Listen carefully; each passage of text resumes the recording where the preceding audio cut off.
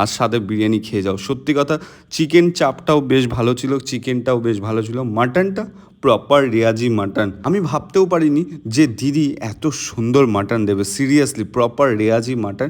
মাটনের ভেতরে পর্যাপ্ত পরিমাণে মশলাও ঢুকেছিল, সাথে বিরিয়ানির সাথে একটু চটকে নিয়ে চটকে বাইটটা যখন মুখে দিলাম না, জাস্ট তোমাদের লোভ দেখিয়ে জাস্ট মনটা ভরে গেছিলো।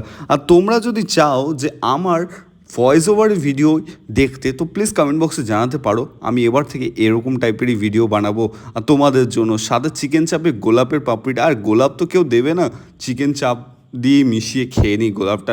সত্যি কথা, চিকেন চাপটাও বেশ দারুণ ছিল, বিরিয়ানিটাও ওভারঅল খুব সুন্দর ছিল।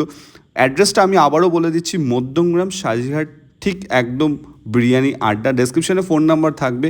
আর একটা চটকে বাইট তো হয়, চটকে বাইট তোমাদের লোভ দেখিয়ে চলো খাওয়া যাক। ওভারঅল বিরিয়ানিটা দুর্দান্ত, মারাত্মক, মানে ল্যাথকো ফুড স্টাইল জাস্ট দারুণ ছিল।